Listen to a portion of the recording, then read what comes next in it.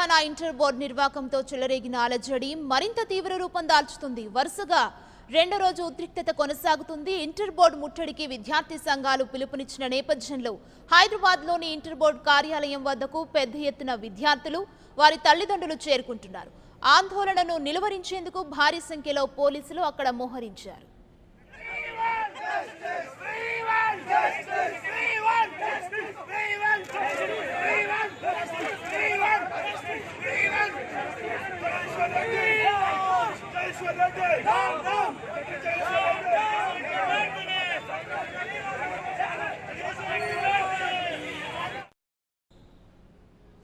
మరోపక్క inter board దిద్దుబాటు చర్యలకు ఉపక్రమించింది. తప్పు చేసిన వారిపై కఠిన చర్యలు తీసుకుంటామని బోర్డు కార్యదర్శి అశోక్ వెల్లడించారు.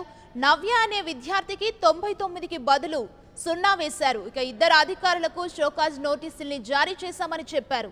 ఇక విద్యాశాఖ కార్యదర్శి జనార్దన్ రెడ్డి గ్లోబరీనా టెక్నాలజీ సంస్థ పనితీరుపై అధ్యయనం చేసి 3 రోజుల్లో ఓ నివేదిక ఇవ్వాలంటూ ఓ కమిటీని నియమించారు. ఫలితాల్లో గందరగోళానికి కారణం ఇంటర్ బోర్డులో అధికారుల మధ్య విభేదాలే కారణమని ఇంటెలిజెన్స్ వర్గాలు ముఖ్యమంత్రికి నివేదిక ఇచ్చినట్లుగా సమాచారం.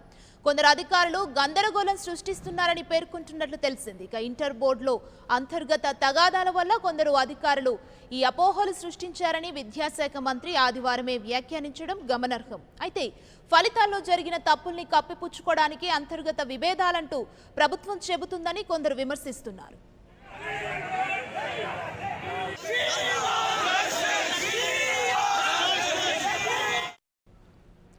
కాగా తెలంగాణ ఇంటర్ బోర్డు అవకతవకలపై హైకోర్టులో పిటిషన్ దాఖలు చేసింది బాలల హక్కుల సంఘం. ఈ పిటిషన్ ని విచారణకు స్వీకరించిన హైకోర్టు మధ్యాహ్నం 2 గంటల తర్వాత విచారిస్తామని తెలిపింది.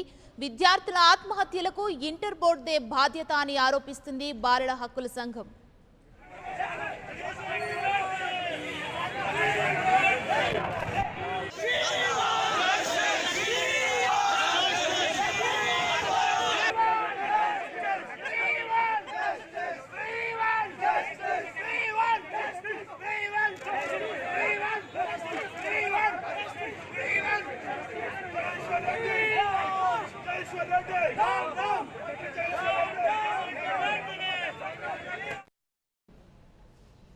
టెక్నాలజీని సరిగ్గా ఉపయోగించకపోతే అనార్థాలు జరుగుతాయి. ఇక టెక్నాలజీ విషయంలో ఏమాత్రం నిర్లక్ష్యంగా వ్యవహరించినా కొంపలు మునుగుతాయి. అందుకు నిదర్శనం గ్లోబరీనా నిర్వాహం.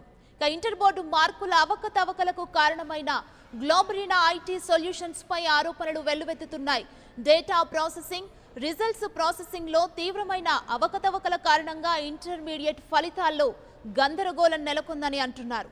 మొదటి రోజు నుంచి ప్రతి పనిలో ఈ సంస్థ తీవ్ర నిర్లక్ష్యం కనబర్చిందని విమర్శిస్తున్నారు. అందుకిప్పుడు జరుగుతున్న రభసే తిరుగులేని సాక్ష్యం.